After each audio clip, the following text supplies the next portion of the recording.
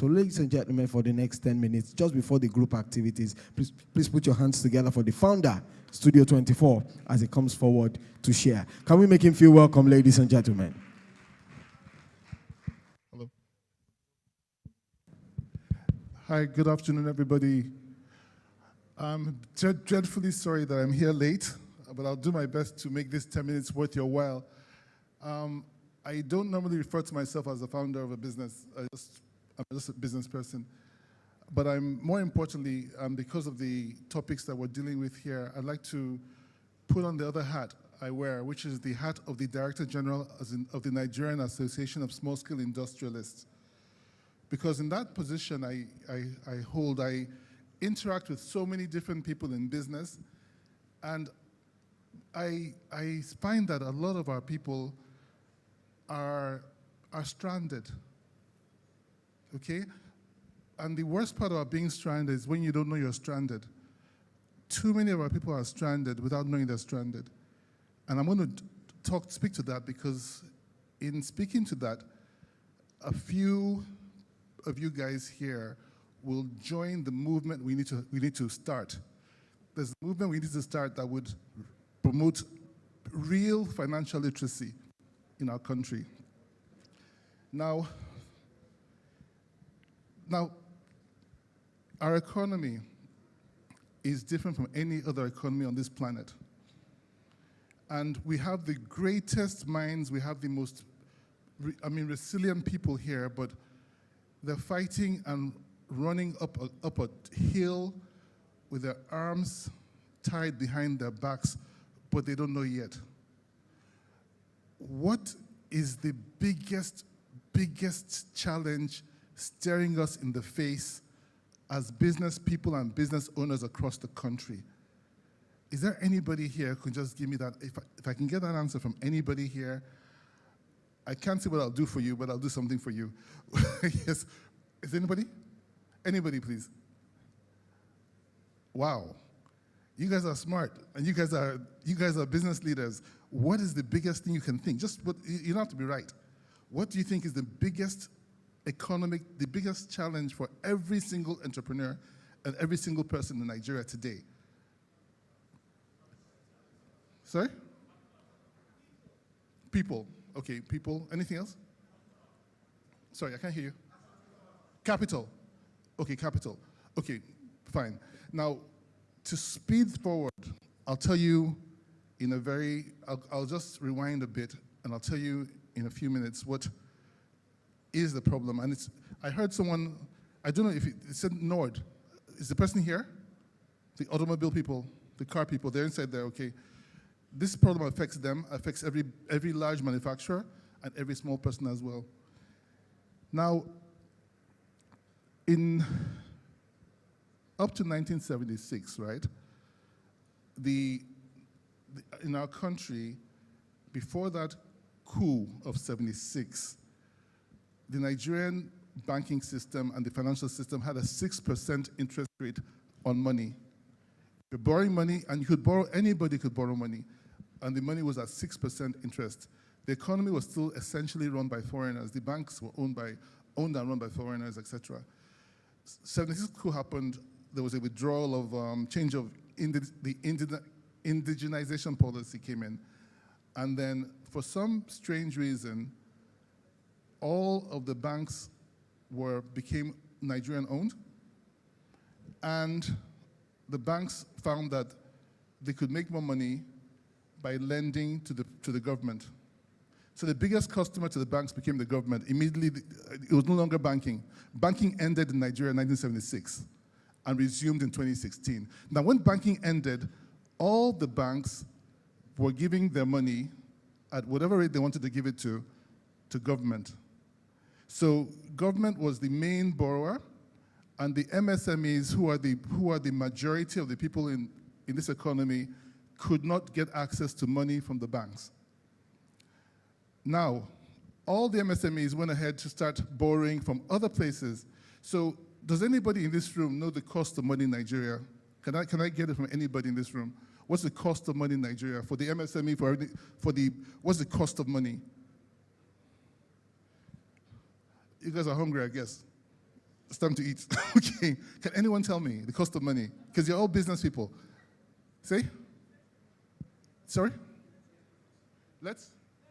30 and above. Anybody else? Okay. Now, see what the cost of money in an economy. Do you know what it is?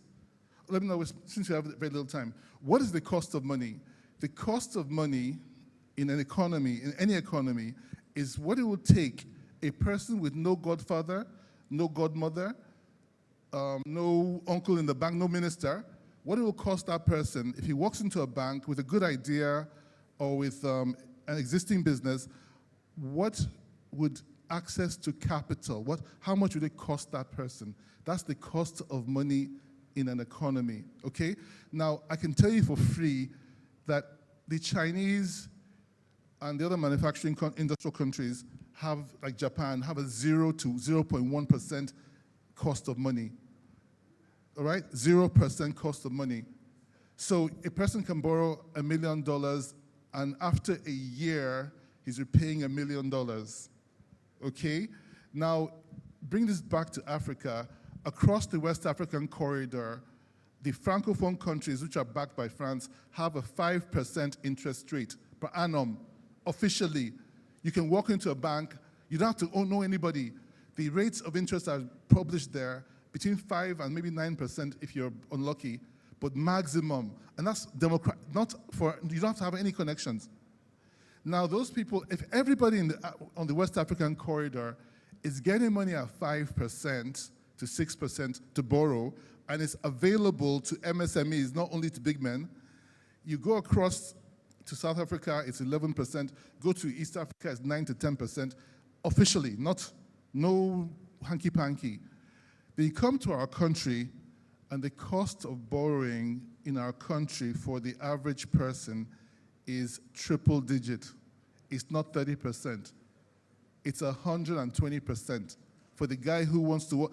If anybody is doubting this, please go and try and borrow money without knowing anybody. Access to money now is 120% if you don't have collateral, which is landed property. If you have a movable asset, the microfinance banks on average will charge you anywhere between 5% per month flat rate. When you calculate this, you're looking at 100% to 120% per year. Now, if capital is that expensive in our economy, the biggest challenge is that most of the MSMEs and people who are educated seem to forget that capital is not just money. Capital is the inventory you hold. Okay, so if you are a manufacturer and you're holding inventory for 6 months, and the inventory is worth 10 million naira, but you're paying 10% per month averagely, then in 3 months, that's 30%. What that means is that if your markup on your products is a normal markup of 30 to 40%, if you don't sell in 3 months, you're at a loss already. So anybody, whether it's your money, some people say, but it's my money, I didn't borrow it. If the cost of money in your economy is 120%, whether it's your money you're using or other money, it's the same problem. Now, because of this, you have people who have come into our economy and are offering business people 20 to 30%, offering you not loans to hold your money. They're advertising. Can you imagine a country where for a Chinese company, OPay, is advertising on the highway that they'll give you 20% as interest if you save your money with them? And our banks are also doing the same thing. How do you build that? Anybody who's talking about an economy where that you're trying to ask young people to thrive in, when the cost of money is at this rate, are we brain dead? We've spoken to the CBN, we've gone to the CBN governor, we're fighting this tooth and nail at the risk of our lives because we know that it's grand larceny. We shouldn't get used to a situation. Our government has signed us into ACFA, the African Continental Free Trade Agreement. Are you aware of this? Everybody in the corridor that we're competing against is getting money at 5%. The international firms that are building factories in Cotonou here and Togo are bringing in capital at 0%. They can hold stock. You can't hold stock. You can't afford to hold stock. So they're getting money at 5 to 0%, 0 to 5%. You're getting at 120%, and you're competing with somebody that's doing that. How do you compete? There is no rocket science here. The minute we don't all get it, because it's when we go to these meetings and we talk to we were in the National Assembly 2 weeks ago, and they were all looking at us. I said, don't you know this? Isn't it, don't you know this? Have you not got it? If any of you doesn't know this, please call a person you know that's doing business, who's had a problem and needed money. And that person will be told to park his or her car somewhere and borrow money at 120%. The next thing that happens to you and I, as business people, is the CBN of our country endorse, all these people lending this money are endorsed and engaged by the CBN. So they're official. But you, as a business person, if you borrow money at that rate and you fail to make your payments on time because you're borrowing at 120%, if you have a 10 million naira line and something happens to your business, it fails, you have a 30 million naira debt on your hands, the credit bureaus in Nigeria will list you for having, as a bad credit risk, as a credit risk for not being able to meet 120%. But the guys who are competing against that at 1%, at 0%, at 5%. So this is the main killer, and what that does, it makes a lot of people scared of borrowing, okay? It makes people not want to borrow. And when people don't want to borrow, it makes them not want to take risk. If people don't take risk, how do you grow your economy? You can't, not everybody can steal money. So when this happens, and you don't have people taking risk, you then have all the affluent people you see in society, they're not affluent through enterprise. We want to have everybody that's affluent have an enterprise that you can say, I'm a millionaire, I'm a billionaire, whatever I am, this is how I do it. I have this factory, I have this business, I have this enterprise. So the young people who your children, those of you who have kids, are looking at people who are successful and seeing hard work and enterprise behind them. But if they're seeing criminal activity behind them, they're seeing them doing all kinds of things I won't talk about, then that's what our children seeing as the role models. Trust me, no child will want to do what he sees is not successful, okay? So our job, I've been to these events and they've spoken about many things which are awesome, but they've missed the point. If you don't take care of this, anybody who is seemingly successful is underperforming by 1,000%. There are too many Elon Musks in Nigeria. There are too many Bill Gates in Nigeria. There are too many Dangotes in Nigeria. Too many. But they don't have access to this, which everybody in the whole world has access to. And the next thing that we've done in our country is that we've criminalized failure. I hope you understand the danger in criminalizing failure. Okay? When you criminalize failure, first of all, you've made money expensive, so people are afraid of risk. Then those that take the risk, when they fail, I'm not saying you should celebrate failure, but support a person that's failing. That's why you have bankruptcy laws, you have all kinds of laws around the world. Our country criminalizes failure. And the biggest way that happened, the biggest harm to the MSME was in 2003 when they created a law against dud checks. That law created the biggest crime scene for our people. Do you know why? Because all the banks in this country ask you, when you borrow money, to give them a check, undated, signed check. And that check, once you're unable to meet your payments at 120%, they will present that check. And you will then be, a lot of people you see in jail are not in jail because they did any crime. Many people you see languishing in all these places simply could not meet up with payments, so their businesses have failed, but they're locked up like criminals. Their houses are sold, their cars are sold, they are made penniless in our economy. So these are the biggest elephants in the room. We cannot waste our time talking about progress and things. I'll tell you what else happened recently. I was sitting in front of the people in Dangote's group, and they were talking about what they do, and I said, you guys haven't started selling cement yet. They said, what do I mean? They're making billions in cement. I said, you haven't started selling cement. He said, why do I say so? I said, because in this Lagos, this very Lagos, we have 170 something of our staff live in Lagos. All of them are either squatting or paying rent.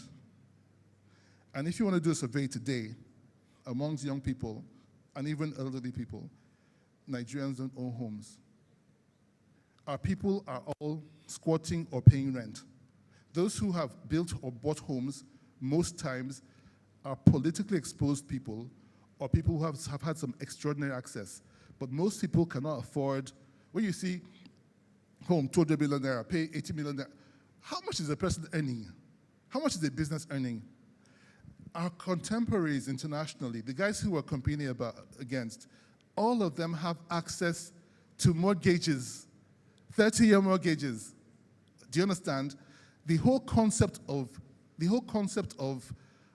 collateral, using your assets as collateral, it came from the UK and Europe.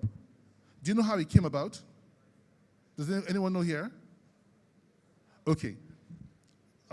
See, after the French Revolution, when all of the monarchies were executed, beheaded on live TV, all right?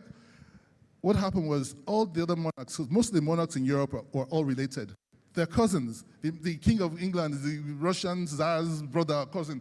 So when they heard their cousins were killed, they said, you know what? These poor people that we've been oppressing, we have to give them access to land. Because the main problem is that the poor do not have land. They're serfs. So they all stay, just like how we have people living under landlords. No one had land.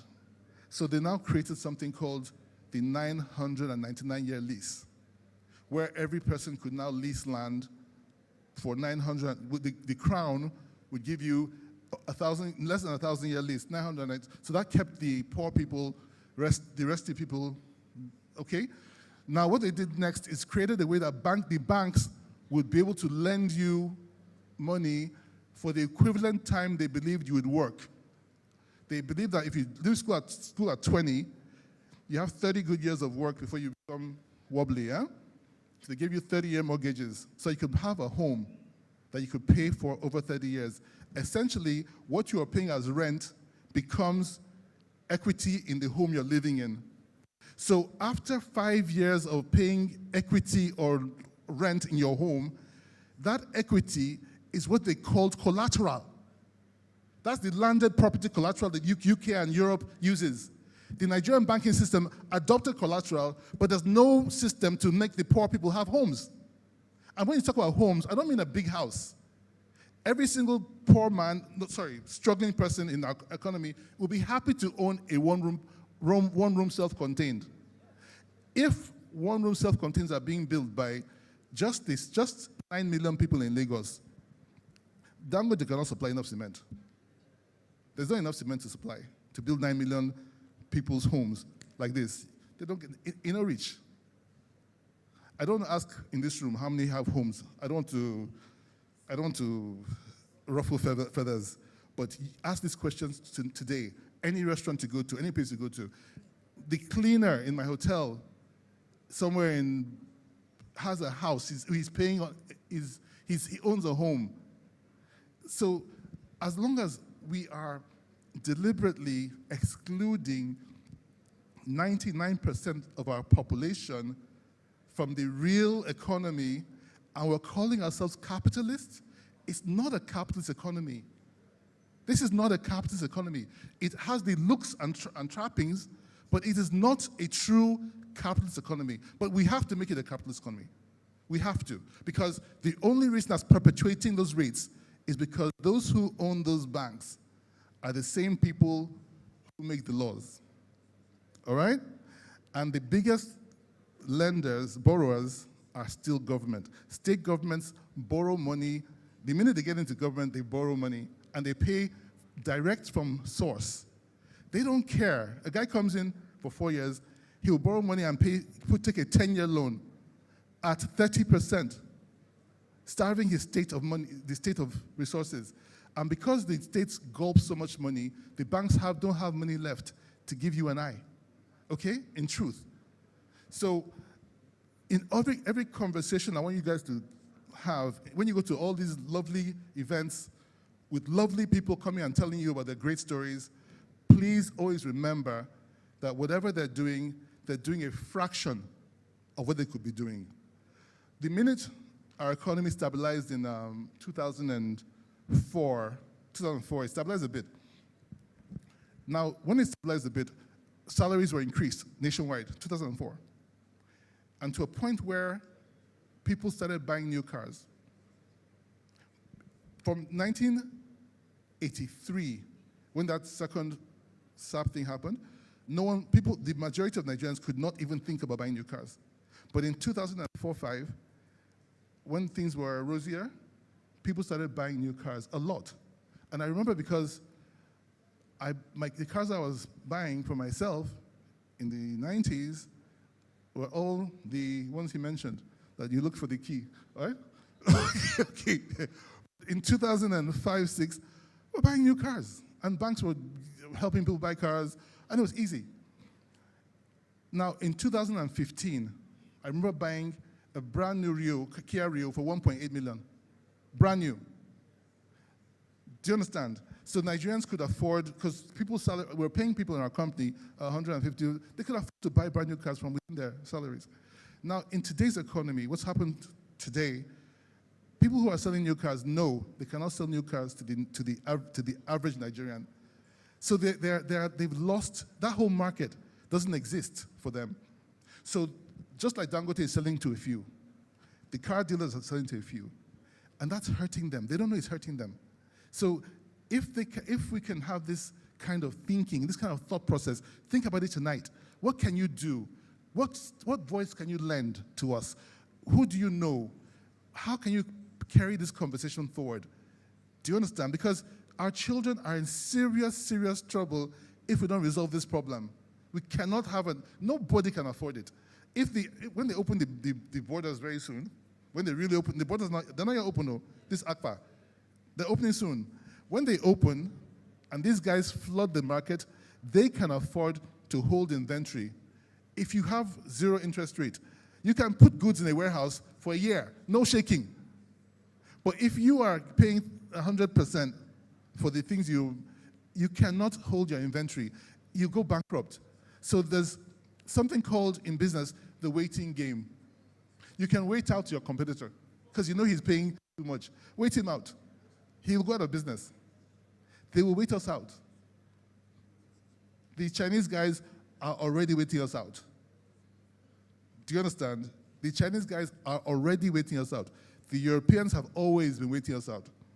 So please, you guys, I want you to use today to become financially literate about Nigeria. Not for anything you heard from Harvard or, please bury it. Our economy is not normal.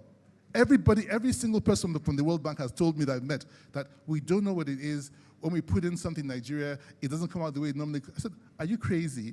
What statistics are you using to deal with Nigeria? You're using what you see on the pages of the papers. Yes, you're using that interest rate. You're using the wrong rates. So in economics, you have a triple down effect. You expect that if you have $100 billion in an economy, whether it's stolen or not stolen, as long as it's in the economy, it trickles down. Someone buys something, he sells something. But when people trap money, it doesn't go into the economy, it's trapped. So no one is seeing that. That money is not actually being seen in the economy. It's just trapped. And it's not even trapped locally, it's trapped internationally.